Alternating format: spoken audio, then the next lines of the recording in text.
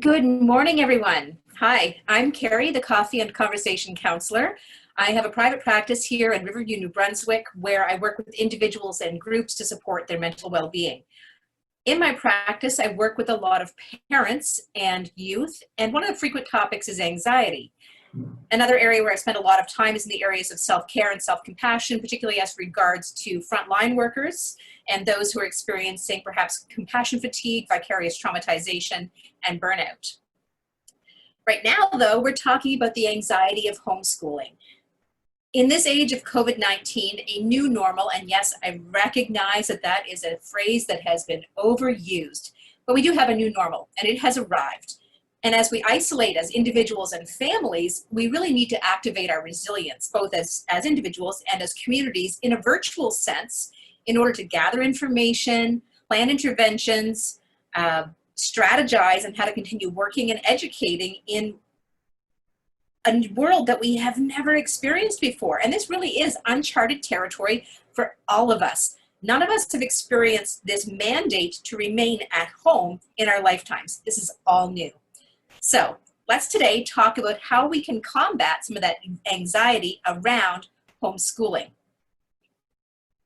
So, okay, I'm struggling with my technology a little. Everything is different, okay? It is. Our lives have been turned upside down.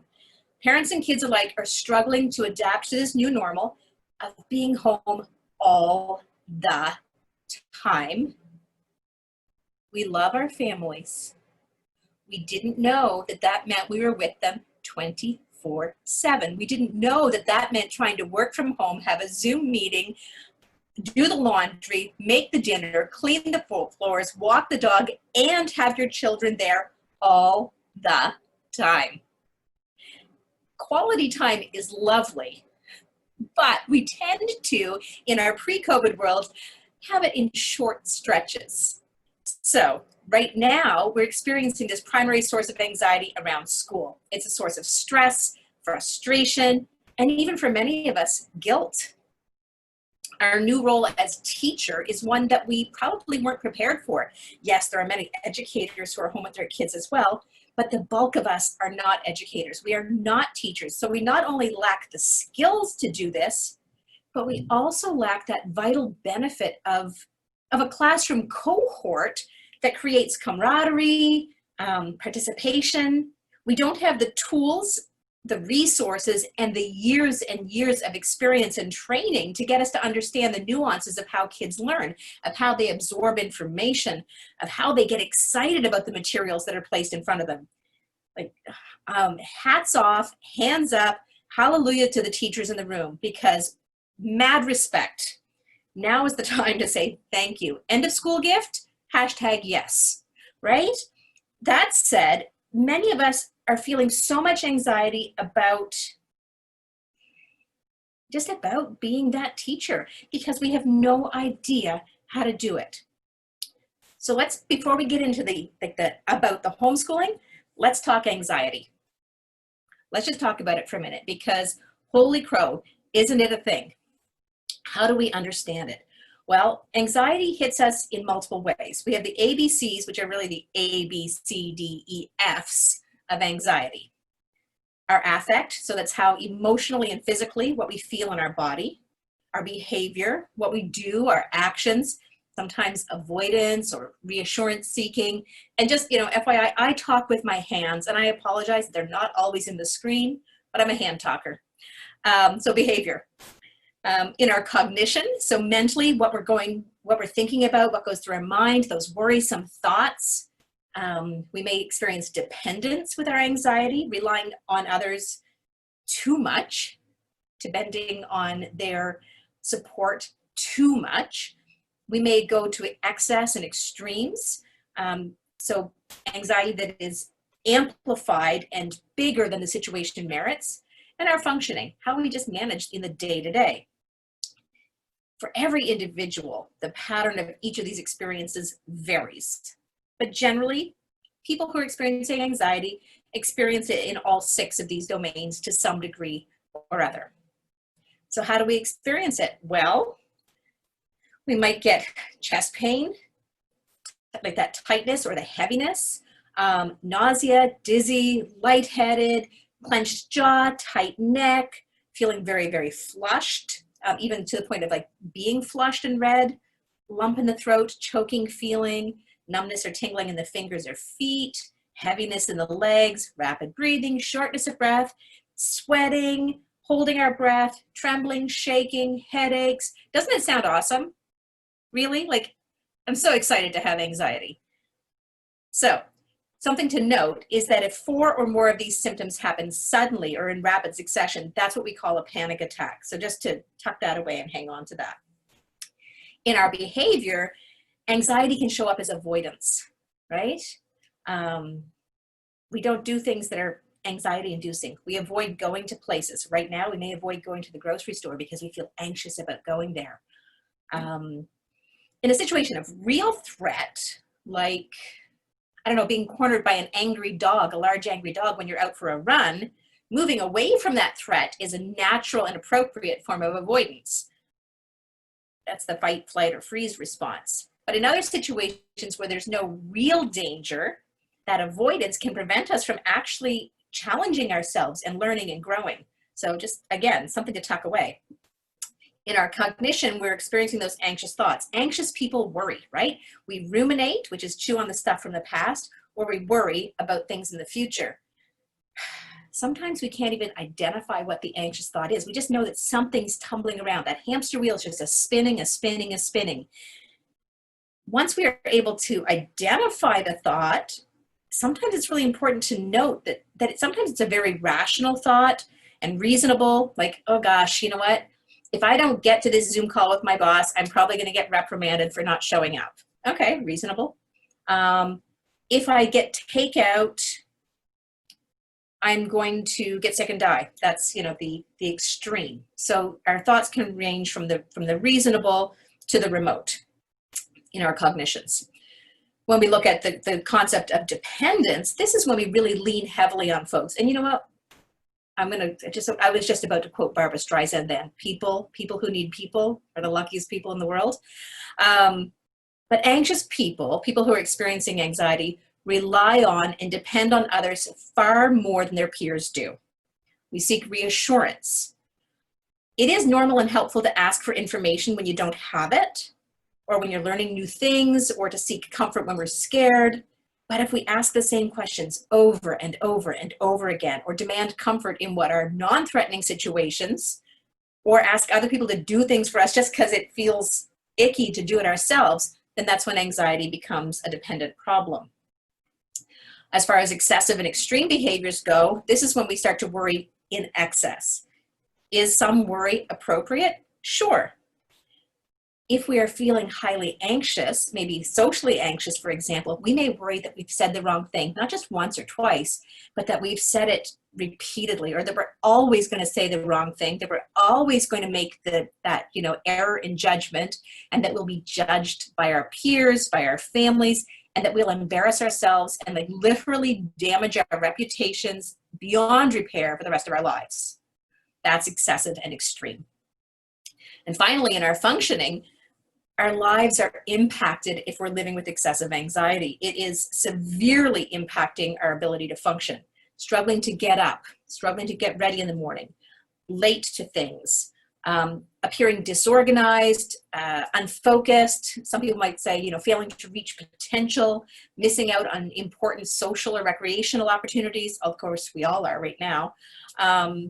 Experiencing conflict with our families, maybe at a greater level than what is, I'm going to put that in air quotes, normal. That would be impairing our function. So, all that being said, we need to remember that anxiety, in fact, is normal.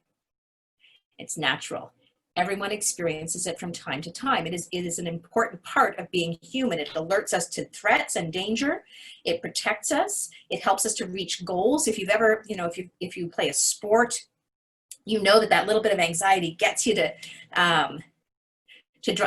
rush across the field, to skate down the ice, to get at the starting line for a race. That little bit of anxiety can really push us to this important goal. So anxiety is a normal and natural experience, a natural part of being human.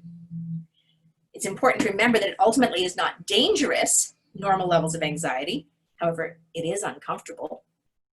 It doesn't feel good. It's temporary. Our anxiety will eventually decrease. But the sensations that we experience, all of those physical feelings, are designed to alert and to activate us to action. They are a natural and normal part of our body's natural response mechanism. And our bodies are smart and know when we should escalate and when we should calm. So sometimes we just have to tune in and listen to our body, and that's sometimes easier said than done. So things to know: our anxiety is adaptive. It helps prepare us for real danger.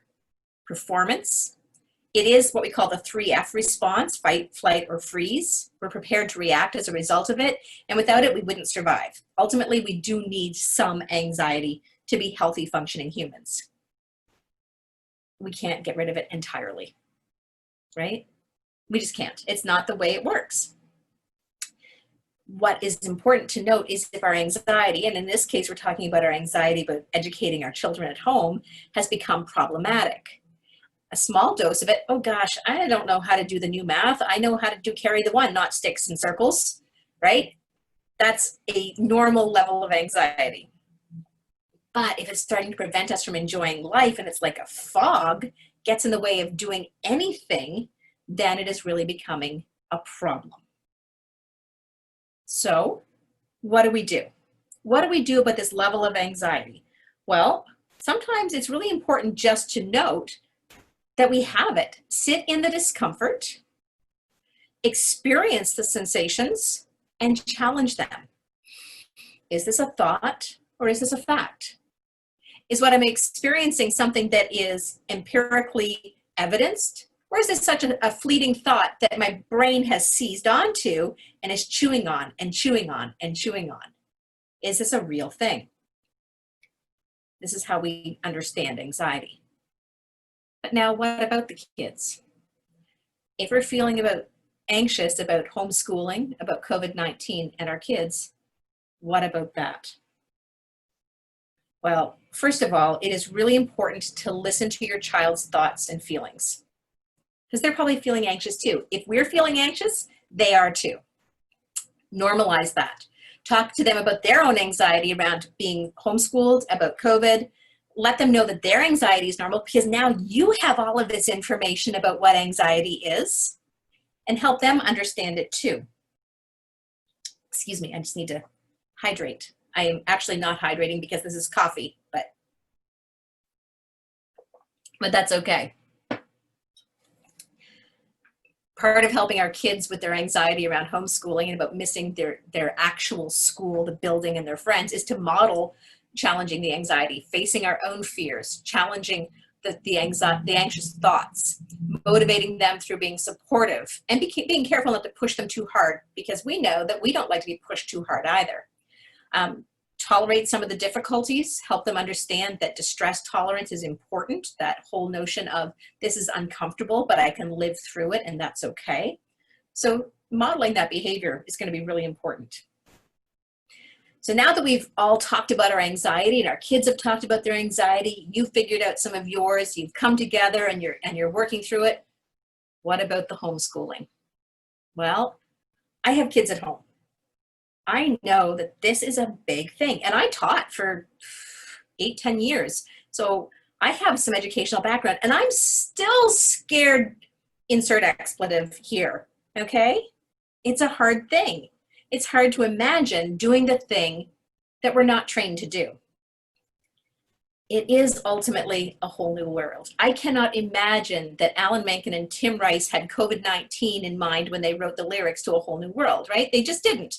And they did not imagine staying home, trying to work, do the household tasks, and homeschool 1, 2, 3, or more children in different grades, some in French immersion, some not. I can't imagine that we planned that. Our lives have been turned upside down completely. And our role as a teacher is certainly not one we are prepared for. So I reached out. I have a lot of friends who are teachers. I said, what do you want parents to know? I asked teacher friends in British Columbia. I asked teacher friends in Manitoba. I asked teacher friends in Ontario, Nova Scotia, Prince Edward Island, New Brunswick, New York, and California. Here's some of their sage advice. First, parents need to know that all the things that are out there are optional. This is coming from a New Brunswick educator. All the things are optional. They are there to encourage learning for children, but the parents aren't expected to be teachers. Engage your kids in conversation and look for opportunities for learning. Isn't that interesting? Our province seems to have taken a different approach than some others, right? Our other provinces seem to be doing a lot more online teaching, and teachers in New Brunswick are not being asked to teach per se, but rather to build connections. It's an important word, build connections. Support parents in ways to engage children and youth in learning opportunities. And the priority here in New Brunswick seems to be on building happy families and connectedness for mental well-being. I think that's a really important piece to keep in mind. Ashley says that every student is missing 4 months of school, and that's something we will adjust to next year. Good to know, right? All we expect of parents is encourage their students to continue working their brains by doing some, not all, not every little piece, not every intricate piece of information, some of the suggested work sent home by the school. Oh, it's a suggestion to do some of it, not all of it, all the time, every day for 8 hours. Oh, okay, well, what else? Well, Shelley says that teachers are going to adjust their teaching when school reopens. Every year, she said, students come into the classroom at varying levels, and they try to teach wherever the student is at. And that will still be the case this year. COVID doesn't change that. It doesn't change the fact that kids are at different levels, even within a single grade. Teachers know that. They're trained for that. They're prepared for that. They know what to do. It's okay. Barb, who's an art educator, said, I've heard wonderful stories of parents saying their children are being more creative with art and music and play. I would just encourage them to continue that and tell them that they are developing the creative side of their brains. And that's really important for their overall learning, right? We know science, technology, engineering, arts, and math. Oh, arts, it's an important piece.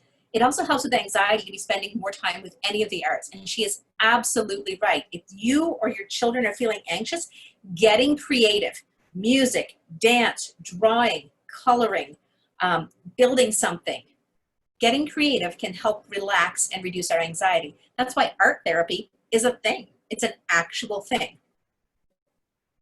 Catherine said that some reading, cooking, gardening, experimenting, keyboarding, Lego challenges. Who knew that Lego was such a great piece of education? All these things that we might feel too busy to do in our usual world are just fine.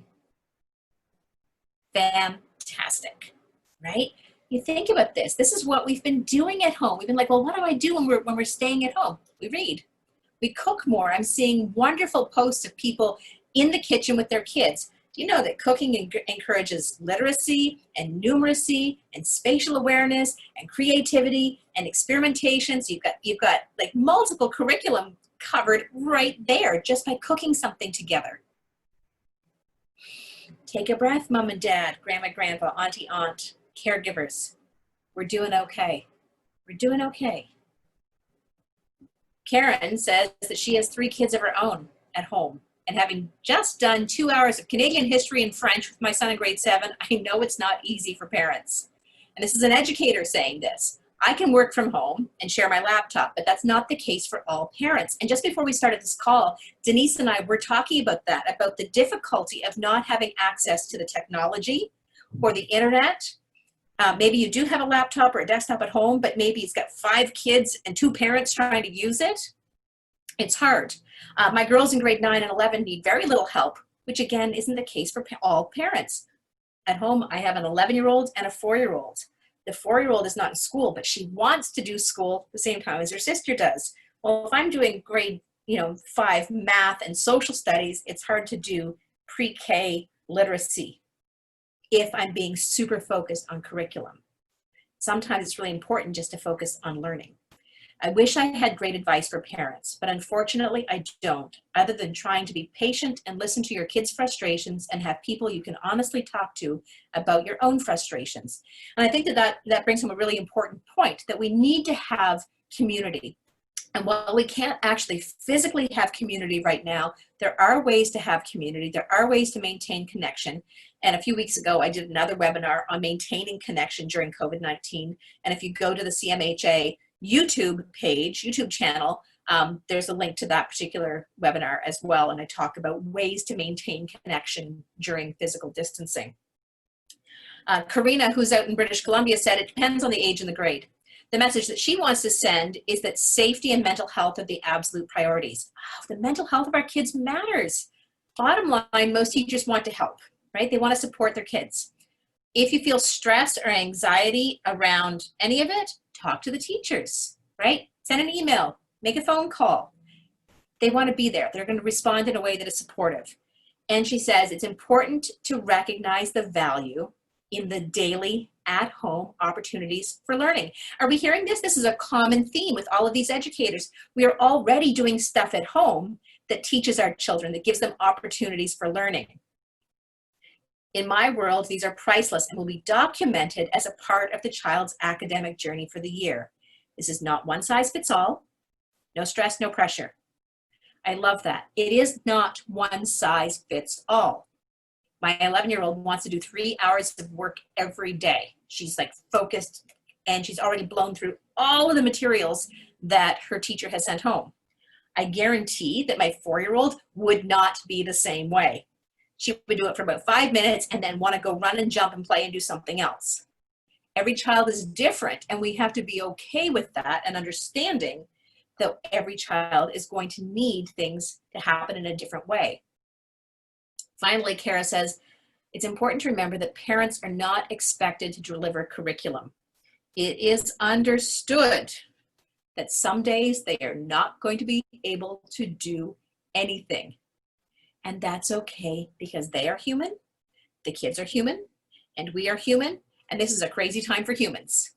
I think that really sums it up quite nicely. Whatever they can do with their kids, consider it a success, because right now we need to keep in mind that this is our opportunity as the adults to show kids how to deal with a crisis. There's another kind of learning, to show kids how to take care of themselves mentally, to take care of their emotional health. And parents don't need to be stressed out if they can't do something, like the new math. The last thing kids need to see is more stress and turmoil. And if that's what trying to homeschool the children is doing, then it shouldn't be done at all. And this is from an educator. If it's causing more stress and turmoil, don't do it. So these are from the educators. Here's some of my tips. And I'm going to take questions at the very end. So I see some chats coming in, and at the very end, I'll start to answer all the questions. Number one, take it easy on yourself. Some parents have the time and resources to throw themselves into intense homeschooling. And I have some friends that have like their dining room set up with the big whiteboard and the charts and the color-coded Pinterest plans and schedules. But it's not realistic for every parent, for every family, for every situation. And expectations and guidance are going to vary from school to school and even from teacher to teacher. So it's important to be aware of that as well. Although we may have kind of an umbrella of guidance from the Provincial Department of Education, varying schools and levels of grades will have different expectations. So what one family is doing with their kids might not be right for your family. What's happening with a grade 11 student who's trying to get credits to do early application for university next year may not be applicable at all for your grade 7 student. So it's really important to remember that. Try to avoid that social comparison, which is just good life advice, right? Avoid that social comparison. Those great color-coded schedules and elaborate crafts might work in your house. They would not work in mine. I would lose it. I would despise that. I don't like crafts. I don't like glitter. My kids will bake with me. They'll cook with me. We're not doing glitter. It's okay. We are modeling for our kids that we don't have to strive for perfection and imitate what others are doing. So taking it easy on ourselves is an excellent way for them to understand that this is a different time and that it's okay sometimes to just not be okay. Let them get bored. Let them get bored. Our kids have become conditioned to having just remarkable amounts of structured time, structured activity, and constant or near constant stimuli at their fingertips, right? Whether it's computer, tablet, television, like Netflix, what have you, games, they're accustomed to that. Let them sit with the discomfort of boredom. It can be really hard at first. Like, I know that our daughter was like, I'm bored, I'm bored, I'm bored. And, you know, Mother of the Year said, well, you know, bored people are boring. Find something to do. Your room needs to be cleaned. So suddenly she found something else to do, right? When we first sit in boredom, and as adults too, we're doing this, I'm hearing the same thing from grownups. I'm bored, I've been home for 8 weeks. Oh my goodness. But this is an opportunity for our brains to be challenged into creativity, to stimulate self-discovery, right? It's a kind of a good opportunity. If all else fails, lean into reading, right? Read a book. Read a book with your kid, maintain and build reading skills. The literacy skills are foundational. Younger kids love being read to by a parent, but you know what? So does my 11-year-old. I love it when my kids read to me. I enjoy it. If you don't fancy yourself a reader and you don't enjoy reading out loud, there are actors and celebrities reading stories online constantly. My kids the other day, well, I say other day, time has become very fluid. Probably a few weeks ago, listened to bedtime stories live on Twitter with Josh Gad. Okay, parents, that's Olaf, right? Seriously, Olaf was reading them bedtime stories. How cool is that? They loved it. Public libraries are closed, but there's so many electronic downloads available if you have access to the technology. If not, read what you have at home. Kids love to read. Let them choose their own books. Get them to create a book. If they're not writers yet, get them to create a picture book. Do that with them. When they're motivated by their own curiosity, their reading comprehension can really stretch, right? So maybe they love science fantasy and you're more of a, biography person. That's okay. Don't dismiss the graphic novel either, right? A lot of kids love those graphic novels and they are really great for the reluctant reader. So it's a great opportunity to encourage that reading. Make it part of your daily plan. Now, here's the one that a lot of folks, hands up, me, dreading. Math. Now, I was good at math in school, but I was good at the math that I knew how to do. I don't know how to do the math that my kid is doing. Like, I'm literally teaching my kid long division. I'm literally teaching her carry the one because I don't know how to do the other math. It's okay. Go easy on yourselves with this one. Unless you love exploring math, unless you are familiar with Common Core, you're probably not going to engage this in a really excited way, okay? But there's lots of really high quality online resources for math if you have access to the technology. Khan Academy, KHAN. And by the way, at the end of this presentation, I have a full slide of all kinds of amazing resources for parents for homeschooling. So Khan Academy, there's bedtime math, and I think it's bedtimemath.org. Don't quote me on that. Which have great online resources. We can create flashcards. That's something we've done at home is we've made flashcards for adding, subtraction, multiplication, and division. And I think the next one will be fractions because we're getting bored with those ones. So you can make them or you can have your child make them. And do it without a computer. Do it by hand. Get your kids to do it. So now we're doing some fine motor skills and we're doing art. So we've added another layer. Home ec and shop. I think we sometimes forget about these. These are important life skills. And we've all heard horror stories of, young emerging adults going out into the world with not being able to boil a pot of water or not knowing how to do their laundry or even just use simple tools. So here's a great opportunity, right? Learn key life skills, basic things, how to do a load of laundry, cook a simple meal, Our oldest daughter has learned how to fry eggs, scrambled eggs, um, French toast, grilled cheese, and pancakes. These are her new cooking skills in the last 8 weeks. We have eaten a lot of French toast, I tell you, because it's her favorite to make.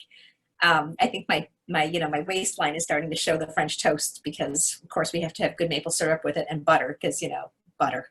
But this is a great opportunity for them to learn some life skills, even budgeting, introduce some financial literacy, help them learn how to set the table, use small hand tools safely, obviously, and with supervision. But, these are important things. How to connect small electronics. A lot of children don't even know how to, plug in certain things like the toaster, or they're afraid to, or how to use the vacuum cleaner. Great opportunities to teach solid life skills. Don't be afraid to do that.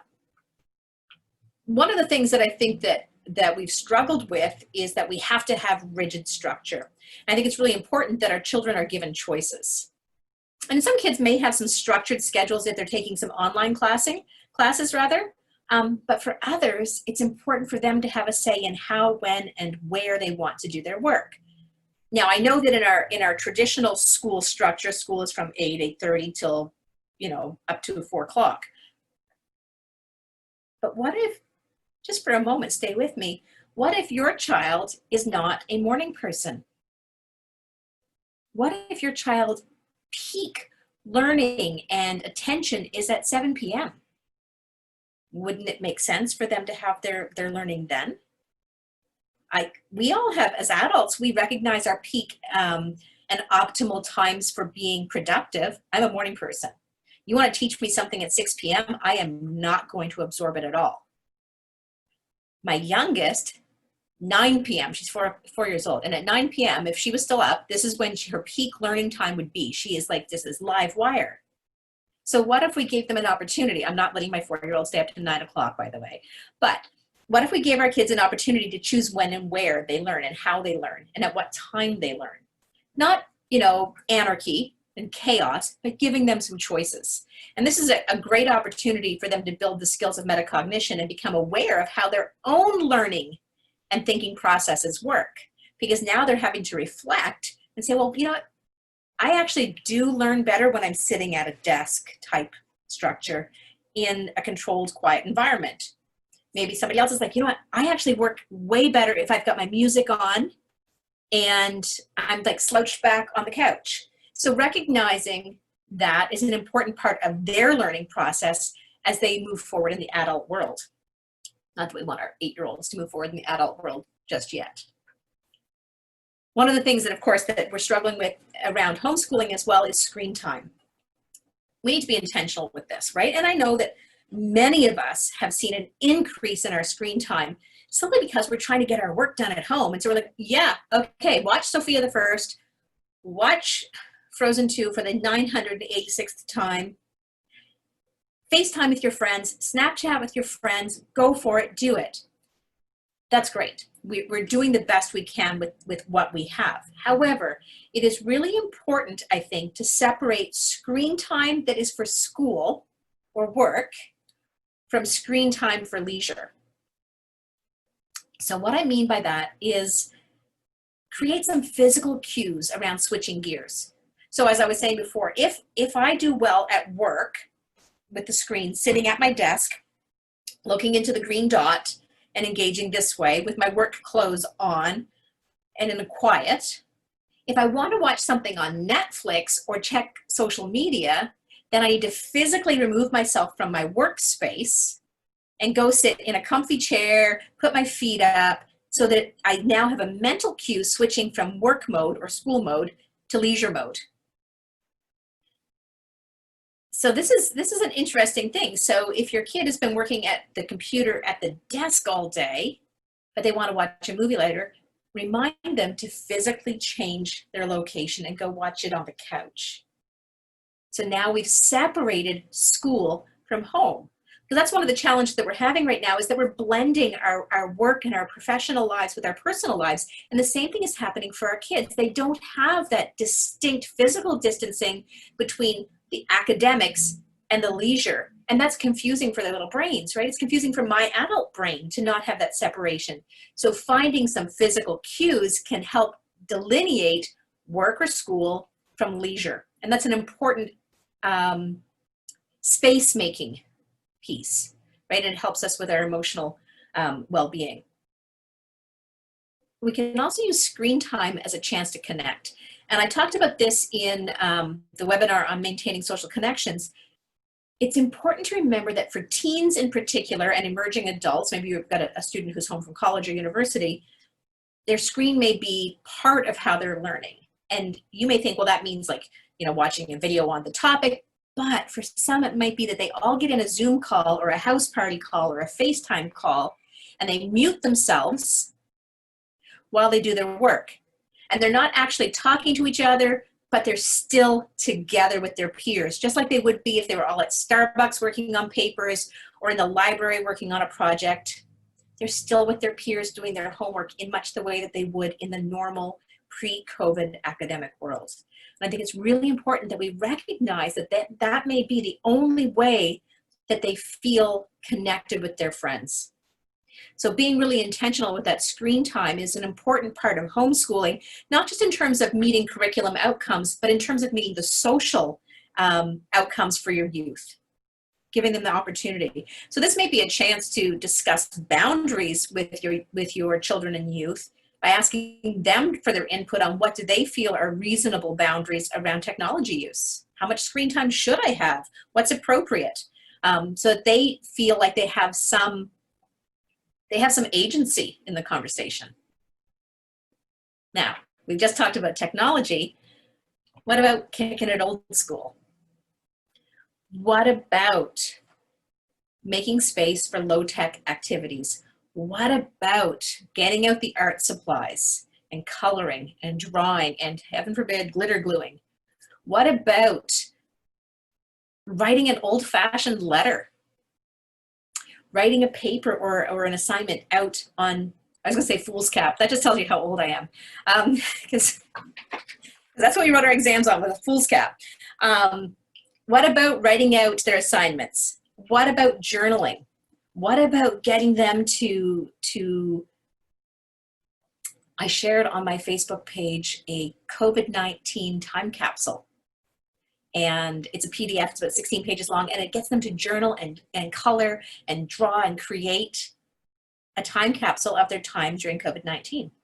What if you did that? So now we're supporting communication skills and fine motor skills, and we're getting away from the blue screen. Again, creating opportunities for learning in a way that doesn't actually go, oh, here's the curriculum document, ...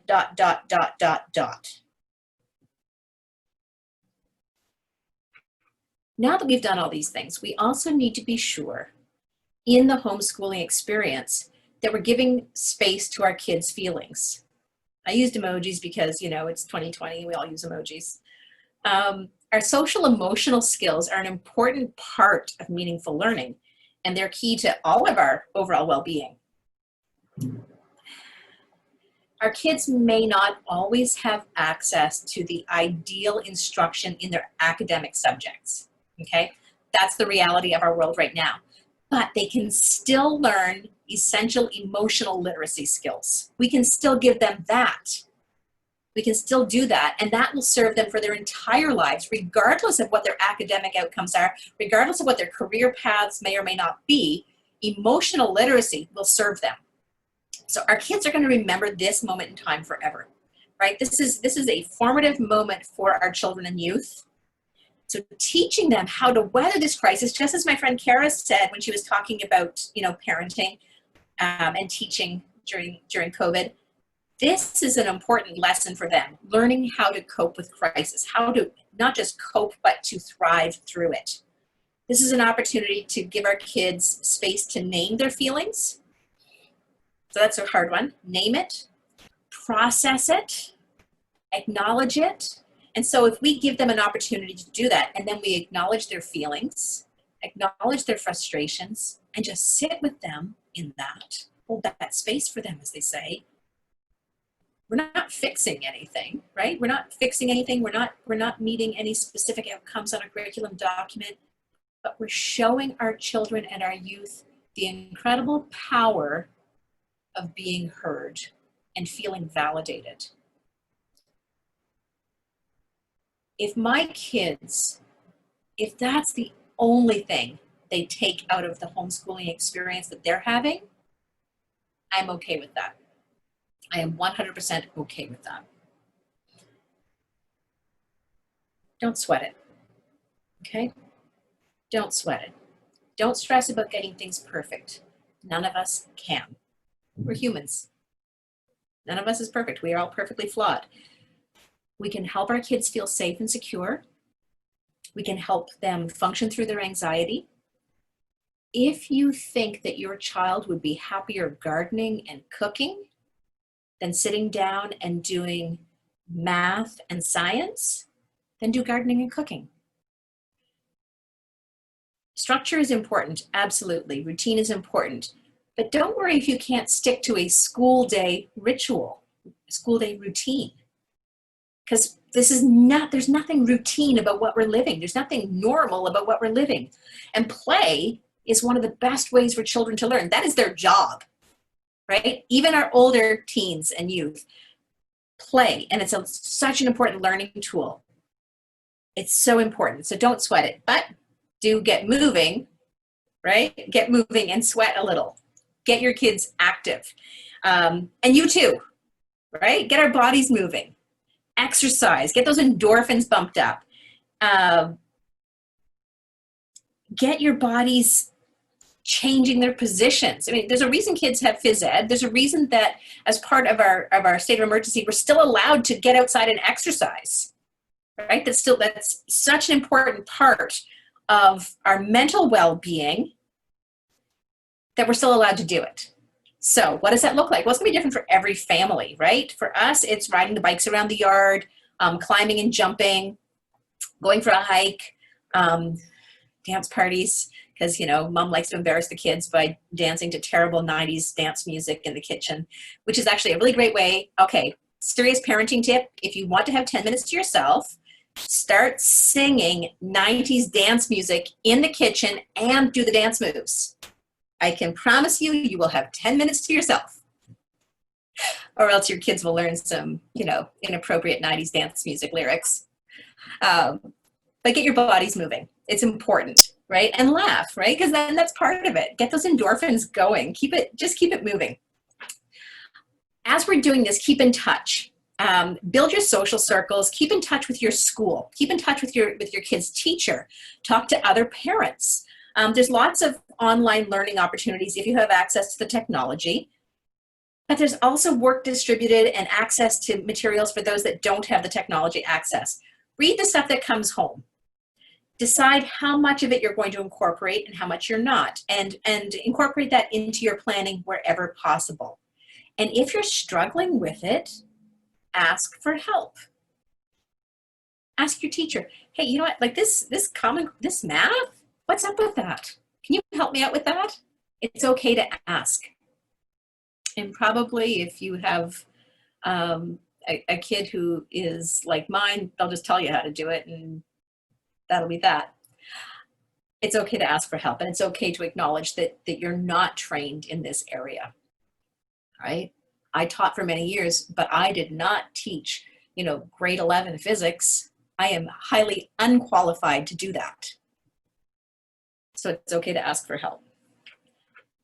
I think it's really important to remember that we're looking at relationship over curriculum. This is an opportunity. If we don't get everything done, it's okay. This is an opportunity to build those connections with our kids. It's an opportunity to take that deep breath, to know that our kids are watching us, to know that they're wondering how we're going to react to these difficult circumstances, to see what our patience looks like. We're bound to fail. We're not teachers, and that's okay. It is absolutely okay as long as we keep trying, and as long as we recognize that our kids will be okay too. My rule is absolutely put my kids above curriculum. And that applies, I'll be honest, that applies during the regular school year anyway for me. always. If my child is experiencing intense anxiety over curriculum, we'll put the homework away for the night. We're not going to have tears and anxiety over homework, and we're going to sit and hold and hug. That's the way we work in our family. Every family is different, but that's what works for us.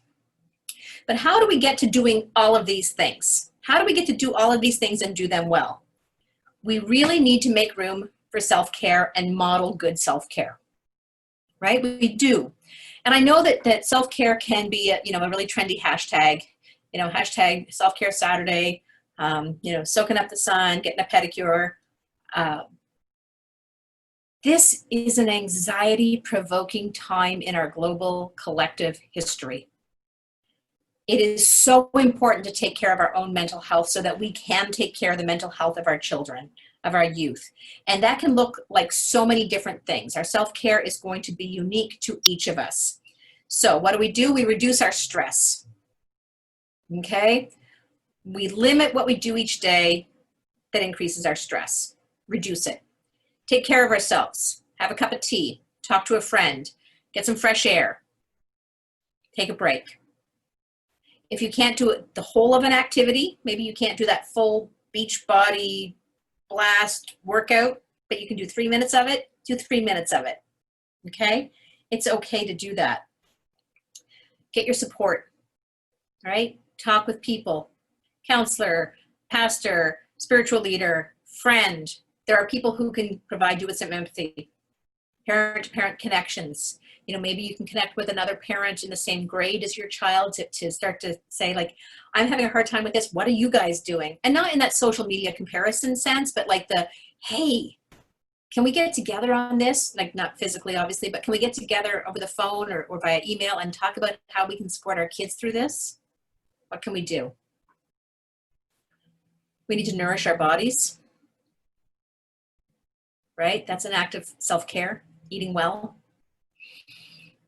making healthy choices. And this is a great way to engage our kids in some learning at the same time around, health and nutrition and math and planning and budgeting. These are all kinds of things we can do. Take care of our bodies, right? When we're tired and undernourished, we can't function well.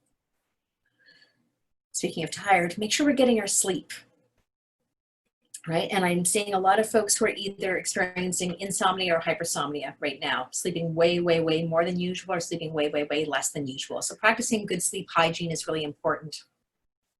Think about ways to do that. Good bedroom, conducive to sleep, minimal noise, minimal light, minimal intrusions, cut out the tech an hour or two before bedtime, keep it dark and cool, take care of your sleep. Have fun.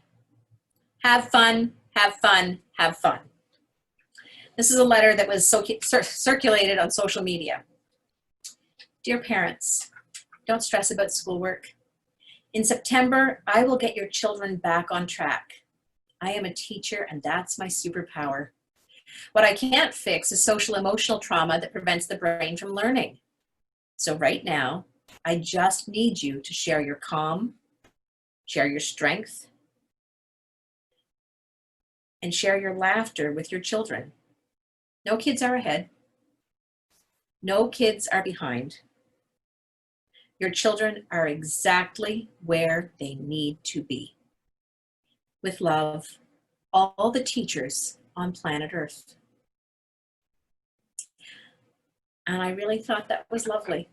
I really think that says everything we need to know about homeschooling right now. So I know there's questions, so let's talk about what are you feeling anxious about in homeschooling. So I'm going to go to the chat box and have a look and see what some of the questions are.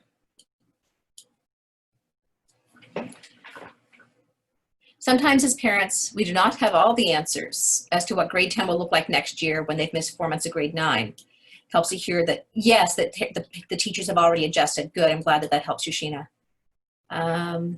The new math is a challenge, yes, and don't compare your child with others. Absolutely important. Oh, such a great idea, Sheena. My son is 16, had fun with me reorganizing his bedroom and doing a tally of how many books we had in our house. I love that. So math and literacy and organizational skills, solid. Love that, Sheena.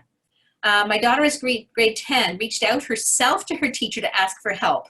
Wow, what some amazing self-efficacy. Like, woo, woo, Amy's daughter. That's awesome. Good job. Most of my anxiety has been with the technology. Yeah, you know what, Angela, I think you're right. There's a tremendous amount of anxiety with the technology, whether it's accessing the technology, or how the technology works, or fears around the technology being invasive or intrusive, so many things. So you're right. I mean, it can be fear-inducing. I think it's important to remember that just like a hammer is a tool, the technology is a tool, and that used appropriately, it's a really fantastic thing. Used inappropriately, it can be dangerous. So it's important to recognize it as a tool for our use. One area that we didn't cover today, and just simply based on the time limits, was students with exceptionalities, or 2E students. And I'm going to suggest that you go to Child Mind, and I'm going to pull up a link on my tablet over here just a second, because there's some phenomenal resourcing on childmind.org and it's called Support for Kids with ADHD During the Coronavirus Crisis. Like, that's the title of the article. So if you type in support for kids with ADHD during the coronavirus crisis, the Child Mind Institute will pop up with an incredible set of resourcing for kids with ADHD, other attention or behavioral challenges. So I think it's really important that we do recognize that our 2E kids have different needs, and that there are resourcing out there. It's outside of the scope of my practice and expertise, so I didn't want to get into that, but I would suggest contacting your school, finding out what supports, what suggestions your teacher and your educational team have for your child, because they're going to be the ones who know best what's been working in the classroom. What's wrong with the old math? Nothing wrong with the old math. 100% agree, there's nothing wrong with the old math. It's one of those things that it's not part of the curriculum, but it is absolutely still a skill to be learned. I'm having a hard time with my son. Is he in French? Does anyone have any good websites? I'm going to add I've got some links at the end of the presentation, Courtney, and there are some really great Audible books as well with access to French, but I will add some French websites for you as well. We're all experiencing life learning right now. Absolutely, that's right. Angela, I have found that a balance between expectations and responsibility has worked well. Super. My daughter's an only child, Jennifer says, and I'm more concerned with her not being able to interact with friends. That's a really important, really, really important point to recognize. The social connections that kids have. And this is what I'm hearing with, I work with a lot of youth in my practice, is I miss my friends, I miss my friends, I miss my friends. So I'm going to, again, encourage you to look at how you can connect them. So my daughter had her birthday in April, which sucks, right? Having a birthday during a global pandemic. So you can do things like have a house party. And by that, that's an app, by the way, not like actually having folks in your home. It's an app where people can participate and engage. I know it's not ideal, but it is something. I have had a friend who has set up FaceTime, and her kids are playing Minecraft with their friends over FaceTime. So they're still seeing their friends, and they're still playing their games that they might play side by side if they're having a play date. So it's adaptation, adaptation, adaptation. Phone calls, right? Teach our kids the value of an old-fashioned phone call, even if it is on a smartphone, having a phone conversation. We're seeing more of that happening. So that there are ways to connect, but you're right, the actual physical opportunity to connect is not there. A good time to teach kids how to organize their work and time. Absolutely, really true. Oh, a French chat on Skype. Okay, that's a great way to do things. Super opportunity. Denise, yeah, it will not last forever. And that's the thing. We don't know how long it's going to last because we don't know, but we also know it's not going to last forever. This is a pivotal moment in our children's lives, in our lives. It's an opportunity to learn how to cope, how to build resiliency skills, which will serve our children forever. Forever. even if they don't learn the new math or the old math. Resiliency, emotional intelligence, emotional connectedness, understanding how to name and adapt to their emotions. Those are skills that they will need forever and will serve them forever. That's fantastic, Angela. You used to meet at McDonald's, McMom's, and now you do it on Skype with wine. Right?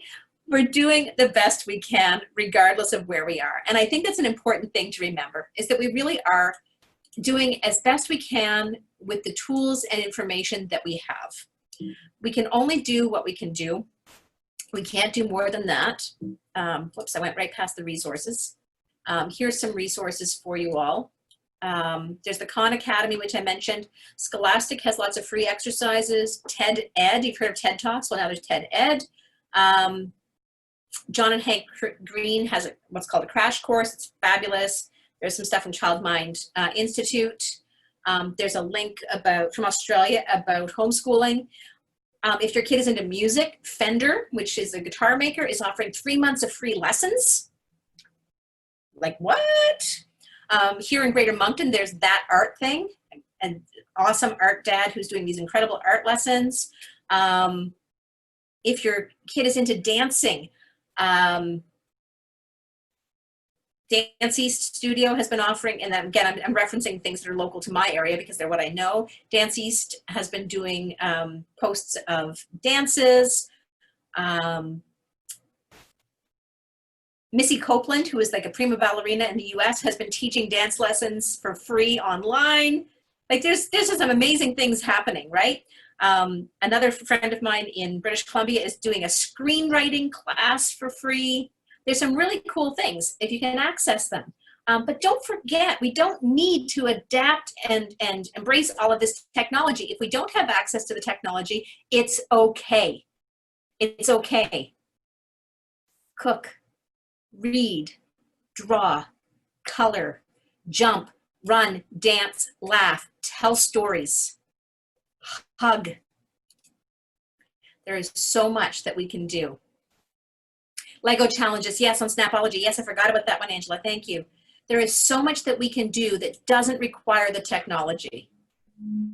So it's okay. We are all going to be okay. And the kids are going to be okay.